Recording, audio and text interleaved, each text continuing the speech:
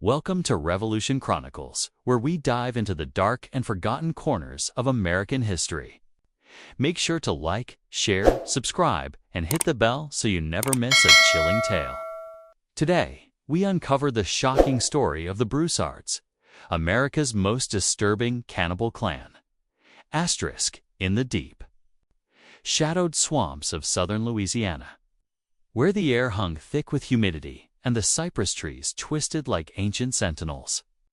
The Broussard family lived isolated from the world for generations. Time itself seemed to bend around their land, leaving them untouched by the sweeping changes of the 19th and early 20th centuries.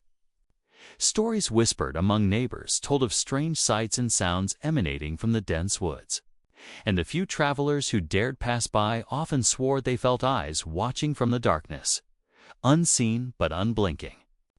The family's homestead, a ramshackle wooden house half sunken into the marsh. The earliest records of the Broussards speak of a man who settled there in the late 1700s, a French Acadian who fled the British expulsion from Nova Scotia. He brought with him an old, stubborn pride and a determination to survive no matter the cost, and that drive seeped into every branch of the family that followed. Over time, isolation bred secrecy, and secrecy bred whispers. And whispers gave birth to the legends that would haunt the Louisiana bayou for more than a century. The Broussards were never ordinary folk. They were a family who looked like everyone else on the outside. But behind their heavy wooden doors, the rules of the world seemed not to apply. They married among themselves, cousins to cousins, until the bloodlines became tangled and strange, until the faces of parents and children began to echo one another in ways that unsettled even those who had grown up among the marshes and moss-laden trees. It was said that children grew up not knowing the boundaries of normal life, that they wandered through the swamps with an eerie familiarity, unafraid of the world outside, unafraid of the hunger that sometimes stirred in the hearts of the older ones. Visitors who happened upon the Broussard home were rare, and most never stayed long. Those who did were said to leave with eyes wide, haunted by the feeling that they had glimpsed something they were not meant to see. Farmers from neighboring parishes whispered in low tones about missing livestock, and occasionally the disappearance of a wandering traveler would be murmured in the back corners of the local taverns. Some called it superstition, others dared not speak too loudly. The Broussards, meanwhile, lived on, their lives a dark reflection of survival, shaped by the isolation of the swamps and the weight of family secrets. No one knew exactly how the Broussards survived for so long in those murky lands. Their days were measured by the rising and setting of the sun, by the rhythms of the bayou and the call of animals that roamed the moss-laden woods. They farmed, hunted, and fished. But there were always those who wondered if there was more to their meals than simple crops and game. Visitors, when they dared to approach, noticed that the family always ate alone, in silence, and that the house often smelled faintly of smoke and something else, something that could not quite be named. Children grew up with stories of the swamp, taught to fear the river's currents and the snakes that slithered beneath the cattails, but not taught the rules that governed normal human life. The elders of the family, their eyes hollow and careful, watched over the younger ones with a vigilance that was almost predatory, as if guarding not just their home, but something darker, something that belonged solely to them, despite the rumors. The Broussards lived on the fringes of society, tolerated but never embraced. They sold their produce at the occasional market, though no one looked too closely at the goods, and they rarely traveled beyond their small corner of the parish. Letters were sometimes sent to distant relatives, but the words were sparse, the handwriting erratic, and the messages carried an air of unease that made even the most pragmatic postman shiver. The family seemed caught in a time of their own making, untouched by the passing decades, carrying traditions that had long since disappeared elsewhere. And yet, even in their isolation, the shadows of their deeds began to creep beyond the swamp, touching the edges of towns, stirring fear. And curiosity in equal measure rumors began to solidify into stories, stories into legends, and legends into warnings. Parents told their children to stay away from the swamp, to never wander near the Broussard homestead. For the family, there did not live by the same rules. Travelers avoided the back roads, whispering of strange screams at night, of figures glimpsed in the fog, of the sensation that someone or something was following. And yet, the Broussards carried on, the generations turning over like the dark waters of the bayou, each child inheriting not only the land but the weight of the family's secret, the hunger that grew quietly in the shadows. The need to survive, no matter what it demanded. The first documented accounts that reached the wider world were sparse, whispered in the county records of missing neighbors and unexplained events. Lawmen who dared investigate returned with hollow expressions, claiming only that the Broussard homestead was unlike any place they had seen, that the air itself seemed thick with warning, and that something in the eyes of the family chilled the blood. But the Broussards, ever wary, knew how to hide, how to turn suspicion into rumor, and over the decades, the story of the family spread across the state, growing darker, more macabre, until the mere mention of their name brought unease. And so the family continued to exist on the edge of reality, their story a tapestry of horror, isolation, and survival, stretching out across the Louisiana swamps, waiting for the day when the world would finally look too closely. As the years passed, the Broussard family grew both in number and in reputation, their children becoming adults who knew nothing but the confines of the swamp and the unspoken rules their ancestors had laid down. Each new generation carried the same strange resemblance to the last, faces echoing through time with features that were at once familiar and unsettling, eyes that seemed to carry the memory of every secret whispered within the walls of their home. The family's isolation was complete, and yet, paradoxically, it was that very seclusion that allowed the darkness to grow unchecked, feeding on itself, shaping the lives of those within the swampy boundaries of the Broussard land. The adults were careful and deliberate, teaching their young not only how to survive the physical dangers of the marsh, the snakes, the floods, the fever, but also how to avoid the curiosity of outsiders, how to move in silence, how to speak only when necessary, and how to hide what was too terrible to be seen by anyone who did not belong. And in that silence, in that careful cultivation of secrecy, the darker aspects of the family's existence quietly took root. It started in small, almost unnoticeable ways, things that neighbors might have dismissed as odd, but never questioned outright. Livestock disappeared without explanation, though the Broussards always offered their produce at the markets, polite but distant. Children who wandered too close to the swamp reported strange sights: a figure crouched in the fog, the glint of eyes in the dark, the faint sound of whispered words that carried no meaning but stirred fear nonetheless. Locals began to whisper of unnatural practices, a family who did not conform to society's rules, a family whose meals and gatherings were cloaked in secrecy. And while some laughed these rumors off, others, especially the old-timers who had known the region before the Broussards had fully entrenched themselves in the swamp, felt a cold dread whenever their name arose. There was an understanding that something was different, something fundamentally wrong, and while no one could point to a single act, the air around the Broussard homestead seemed always heavy with unspoken menace inside the home.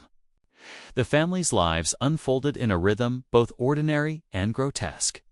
Days were spent tending to the land, fishing along the sluggish waterways, repairing the worn timbers of the house, and teaching the children how to live in a world that had forgotten them. But nights were different.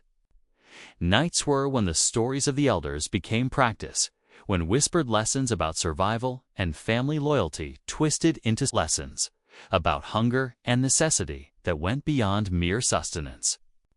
The children were told to respect the land, respect the bloodline, and, above all, respect the rules of the house, rules that were never written and never spoken in full. Obedience was demanded, and curiosity punished. Not always with violence, but with a cold, chilling weight of understanding that lingered in every glance and every movement. In time, the children learned to hide their reactions, to mask the unease that occasionally bubbled to the surface. And in doing so, the cycle of secrecy and shadow continued. Each generation more adept at moving unseen, unheard, untouchable by the world outside the outside world. However, could not be kept at bay forever. Travelers and hunters occasionally stumbled too close to the swamp, drawn by its strange beauty and haunted reputation. Some came out alive, speaking little of what they had seen, their eyes wide with a mix of fear and disbelief, but others vanished, leaving nothing behind except the echoes of panic that rippled through the neighboring settlements. Local lawmen were called. Investigators from distant towns arrived with notebooks and lanterns.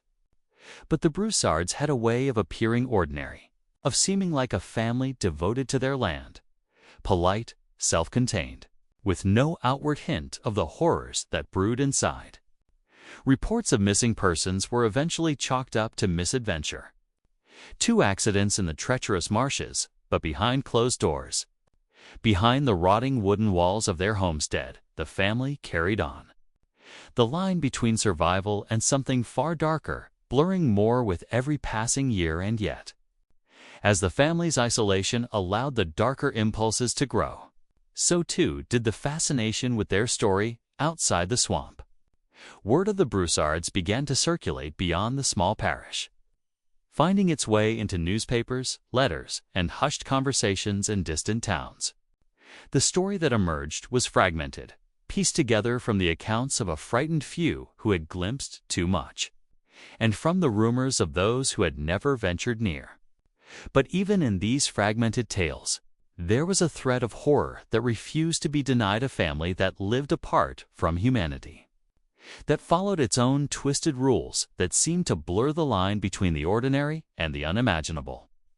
And so the Broussards became a name that carried weight, a name that evoked fear, curiosity, and morbid fascination. The story of their lives spreading like the shadow of a storm, always darkening the edges of memory and imagination. The deeper truth of the family, however, remained obscured to outsiders.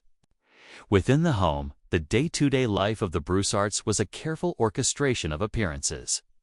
Meals were prepared with diligence, farm work carried out with precision, and children taught with a strict adherence to family doctrine.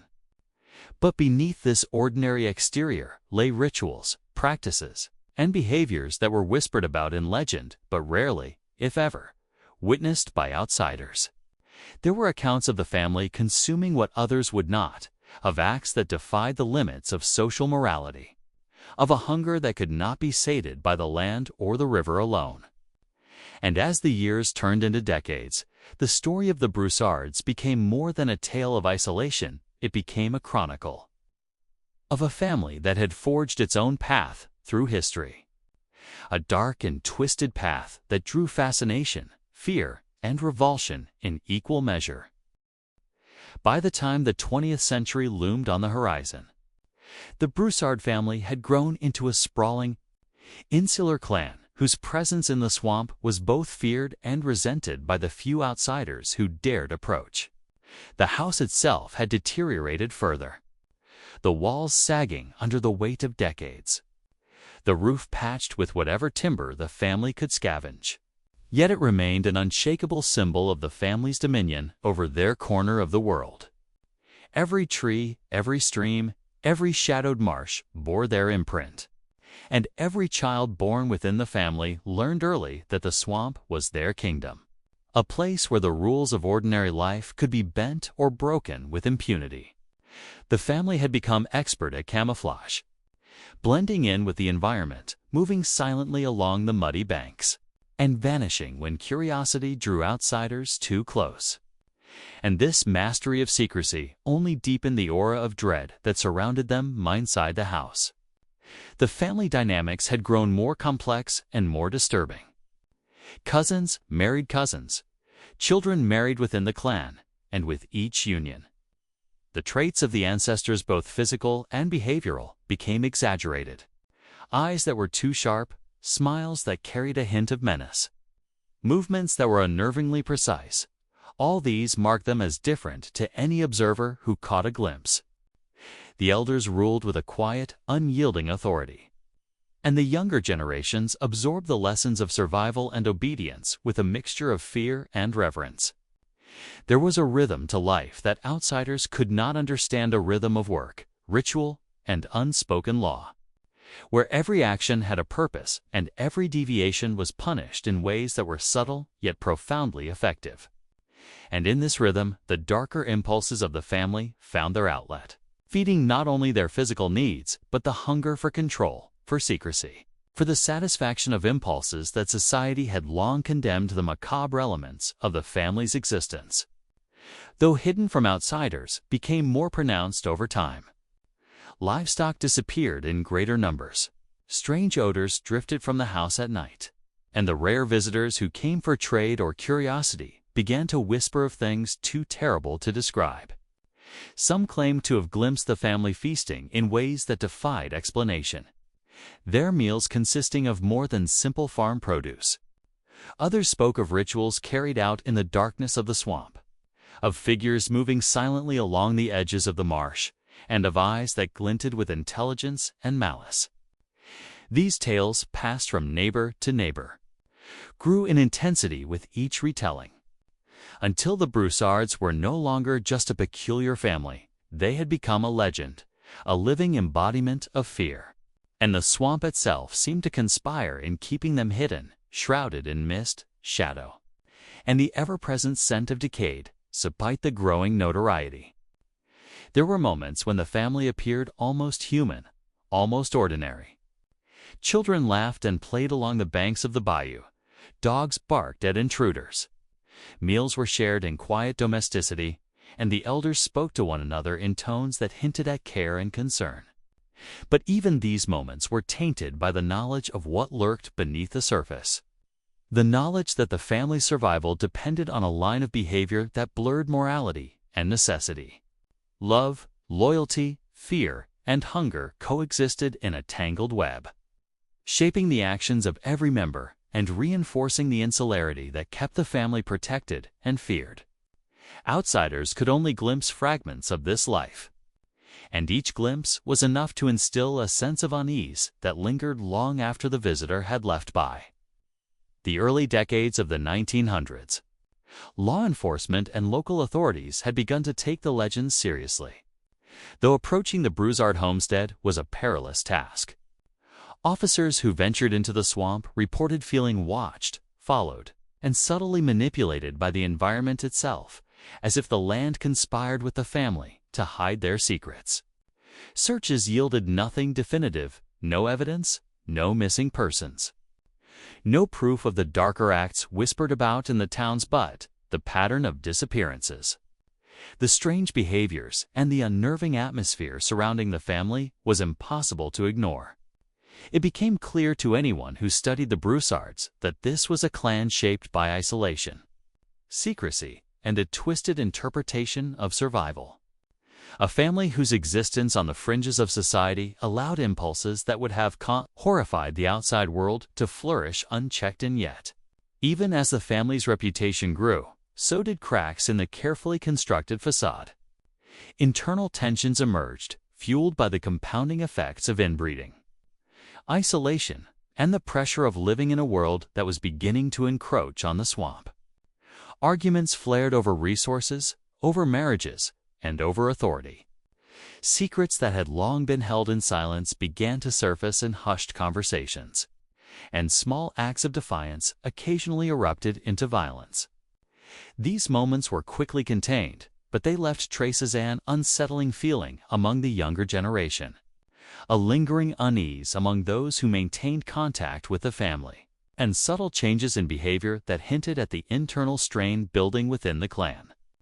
The Broussards, despite their mastery of secrecy and survival, were not immune to the pressures that time society and biology exerted upon them. By the time outsiders could fully comprehend the depth of the family's isolation, The legend of the Broussards had grown into something more than fear. It had become a tale of inevitability. The family existed beyond the rules of society, beyond the reach of the law, and beyond the understanding of those who would attempt to rationalize their existence. The swamp had shaped them, the land had protected them, and the darkness within had been nurtured over generations. Those who dared study the family came away with a sense of both fascination and horror. A realization that the Broussards were not merely an anomaly, but a reflection of what could happen when isolation, secrecy, and human desire intersect in the most extreme ways. The story of the family was no longer confined to whispered warnings or fragmented accounts. It had become a living, breathing legend, one that would continue to haunt the bayou and the imagination of anyone who dared look too closely. By the time the mid-20th century rolled in, the Broussard family had become a legend not only for their isolation, but for the terrifying acts that were whispered about in towns far beyond the swamp. Outsiders rarely ventured near, but those who did sometimes returned with stories that were too disturbing to be fully believed. Tales of strange rituals, of meals that no ordinary farm could have supplied, and of a family whose eyes held a darkness that seemed to peer into the soul. Lawmen attempted investigations, sometimes under the guise of routine checks, sometimes drawn by the sheer weight of rumor. Yet the Broussards remained elusive. Their movements through the swamp were silent and precise, their knowledge of the land absolute, and their ability to vanish from sight unnerving even the most experienced trackers. By now, the family's reputation had grown into a macabre legend, the swamp itself seeming to conspire with them, holding their secrets and hiding their deeds from the world beyond inside the homestead. Life had become a delicate balance of control, fear, and loyalty. The younger generations had grown accustomed to the extremes of family life, to the rules that governed behavior and the punishments for defiance. Children learned early to suppress curiosity and to obey without question, understanding that survival depended on maintaining the shadowy traditions of their ancestors. Elders held absolute authority, guiding the family with a quiet intensity that demanded both respect and fear.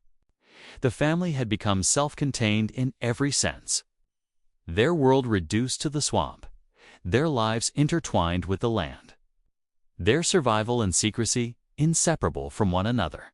And yet, beneath the surface, the darker instincts that had long been nurtured began to intensify, manifesting in acts that went beyond necessity, beyond survival, and into something that chilled even those accustomed to the harshness of life in the Louisiana marshes. The stories that leaked out into the wider world were fragmented and horrifying. Travelers spoke of glimpses of the family engaging in acts that defied reason, of strange sounds drifting across the bayou at night, and of a hunger that could not be sated by ordinary means. Locals whispered of disappearances that coincided with visits to the Broussard lands, though nothing could ever be proven. Yet these stories were never dismissed entirely, for there was always the knowledge passed down in hushed tones that the Broussards were capable of the unimaginable.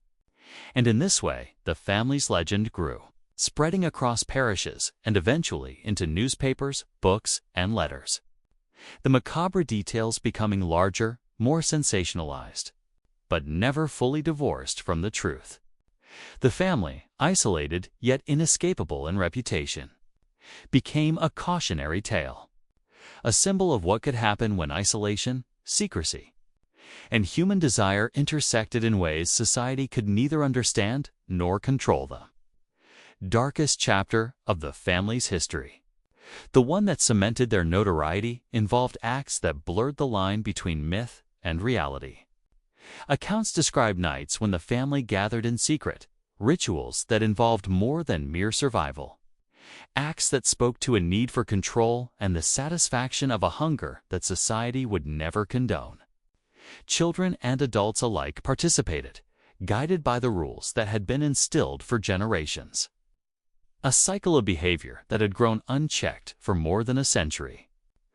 Those few who encountered the family during these times often did not survive, and the stories of their encounters only added to the legend. Their experiences carried in whispered accounts that seemed almost impossible to verify. The swamp, the house, and the family itself became a fortress of secrecy, a place where the laws of the outside world held no sway, and where the most disturbing aspects of human nature were allowed to flourish, unchecked even as law enforcement attempted to intervene.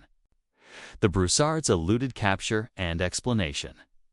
Their intimate knowledge of the swamp, their careful observation of outsiders, and the absolute loyalty enforced within the family made them nearly impossible to study or prosecute.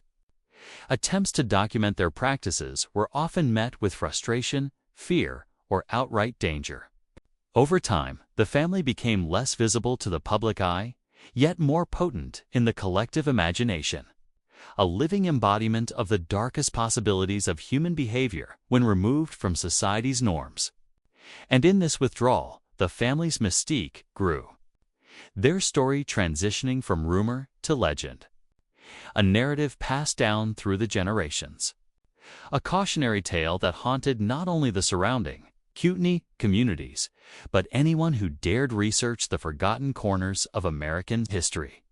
The legacy of the Broussards remains a chilling reminder of isolation, secrecy, and the extremes of human behavior.